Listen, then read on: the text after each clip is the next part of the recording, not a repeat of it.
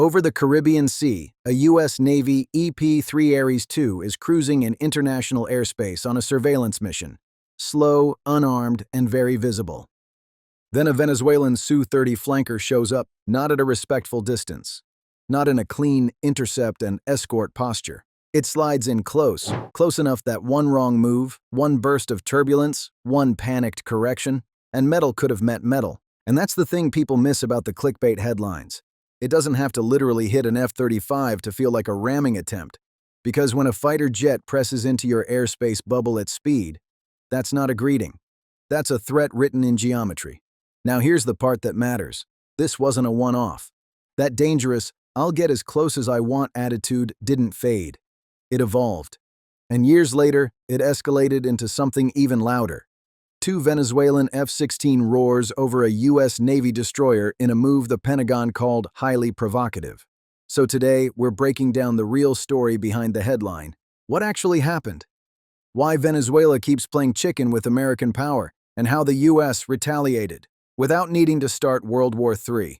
Incident 1, the Su-30 that pushed it too far.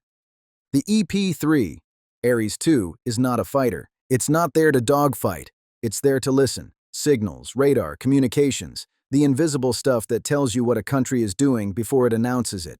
And that's exactly why it's such a magnet for intimidation. According to U.S. Southern Command, the EP-3 was flying a mission in approved international airspace when it was approached in an unprofessional manner by a Venezuelan Su-30 flanker. And here's a detail that makes it feel like a scripted movie, except it wasn't. Southcom said the Su-30 took off from an airfield about 200 miles east of Caracas to make that intercept. So this wasn't, oops, we stumbled into each other. This was a decision, a launch, a climb, a radar track, a deliberate closure. And when the fighter got there, it didn't just check them out. It aggressively shadowed the aircraft at what the U.S. described as an unsafe distance, jeopardizing the crew and aircraft. Now imagine being on that EP-3 crew. You're not in a sleek jet built to snap roll away. You're in a surveillance plane, bigger, slower, a platform that depends on stability. And next to you is a twin-engine flanker, built to fight, built to maneuver, built to intimidate. This is where the ram feeling comes from. Because at certain distances, the fighter doesn't need to fire. It just needs to exist too close. Wake turbulence, jet wash, a sudden bank angle. A camera-friendly pass that looks heroic on propaganda and looks reckless in a safety report. And this is where the United States does something very American. It doesn't just complain quietly. It releases video. It names it. It frames it as reckless behavior. Because sometimes the first shot in an international confrontation isn't a missile. It's a narrative. And Venezuela, of course, had its own narrative too, claiming the U.S. aircraft entered a Venezuelan-controlled flight region. That's the script. You violated our space, we defended it. But here's the deeper point. Even if you argue about the map, the behavior still matters. Professional intercepts happen all over the world. This wasn't presented as professional. This was presented as intimidation. And intimidation at 500 knots is just Russian roulette with wings. Incident 2. 2 Venezuelan F-16 buzz a U.S. destroyer. Now jump forward. September 4, 2025, a U.S. Navy destroyer, the USS Jason Dunham, is operating in the Caribbean. And suddenly, 2 Venezuelan F-16 fighter jets fly over it, not in the same region, not on the horizon, over it. The Pentagon called it a highly provocative move. And here's what makes this moment so important. It wasn't just a stunt. It happened during a period of escalating U.S. military operations in the Caribbean. Reuters reported the incident came just 2 days after a U.S. strike killed 11 people aboard a vessel from Venezuela that President Donald Trump said was carrying illegal narcotics. So think about the environment. The U.S. is running hard counter-narcotics operations. Venezuela is furious. There's messaging flying in every direction. And then 2 F-16s show up like a signature on the bottom of a threat letter. Now here's the insane part. Those F-16 are U.S.-made jets, a country hostile to the U.S., flying American fighters, buzzing an American warship. It's like watching someone point your own old gun back at you, just to prove they still can. But according to reporting, Venezuela's F-16 fleet has been living a survival story for years, kept viable in part through workaround supply chains, with readiness that's widely believed to be limited. So when Venezuela puts two F-16s in the air for a high-profile move like this, that tells you it mattered politically. And the U.S. response was not subtle. Reuters reported the USS Jason Dunham was one of at least 7 U.S. warships deployed to the Caribbean, carrying more than 4,500 sailors and Marines in a buildup that had drawn concern from Caracas. That is not a casual presence. That is a message. And the Pentagon's warning was blunt. Don't try to obstruct, deter, or interfere with U.S. operations.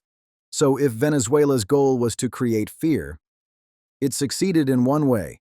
It proved the region was now tense enough that a flyover could become a trigger event. But the bigger question is, why do this at all? Why Venezuela keeps playing chicken? Because for a regime under pressure, proximity is propaganda. If you can't outbuild the U.S., you try to outsignal it. You can't match the carrier, so you buzz the destroyer. You can't dominate the sky, so you crowd the spy plane. The point isn't to win a war. The point is to show domestic audiences, we stood up to the superpower. And to the U.S., the message is, your assets aren't untouchable here. But here's where the math gets ugly. These are not video game encounters. These are high-speed machines with human nervous systems inside them. And the scariest part of this entire story is not that Venezuela wants a war. It's that Venezuela might want a moment that looks powerful, a moment that plays on TV, a moment that forces the U.S. to react. Because reactions become proof. Incident 3, America's retaliation wasn't a dogfight. It was a presence patrol. So how did the U.S. retaliate? Not with a headline-friendly missile exchange, with presence, with platforms, with the kind of force posture that says, we don't have to bark, we're already at your door. In November 2025, Air and Space Forces magazine reported that multiple B-52H bombers flew off the northern coast of South America in what a U.S. official called a presence patrol. And it wasn't just bombers.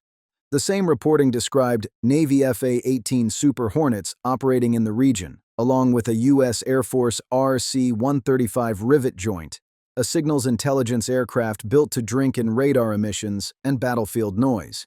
They even noted parts of the mission were visible on flight tracking data because transponders were on at times, meaning the U.S. wasn't trying to hide the message. And here's where the F-35 enters the story in a very real way. Air and Space Forces magazine also reported that the carrier air-wing presence added to U.S. Marine Corps F-35s stationed in Puerto Rico, alongside other aircraft operating in the region. So no, there wasn't a Venezuelan jet ramming an F-35, but there were F-35s in the regional chessboard, and when you put 5th-gen stealth within reach of a country that likes close passes, you are daring the other side to miscalculate. That's the deterrence paradox. You move closer to prevent aggression, and you also increase the chances of an accident. And the pressure didn't stop there. On December 9, 2025, the Associated Press reported 2 U.S. Navy F/A-18 fighter jets flew over the Gulf of Venezuela for more than 30 minutes in what a U.S. defense official called a routine training flight in international airspace. A body of water bounded by Venezuelan territory, tight airspace, strategic coastline, contested claims. Again, not a missile, a message. And if you're Venezuela watching that, you understand the translation. We can be here whenever we want. We can bring bombers whenever we want. We can put stealth in the region. And we are not leaving. Mid-video re-engagement. The question nobody wants to answer. So here's the real question. What happens the day a close pass goes wrong? Because the difference between aggressive shadowing and international incident is sometimes just physics. And if you're still watching, comment below. Do you think these encounters are controlled intimidation? Or is the region sliding toward a genuine miscalculation scenario? The nightmare scenario. How a near miss becomes a crisis. Let's walk through what everyone quietly fears. A Venezuelan fighter intercepts again. Maybe it gets close. Too close.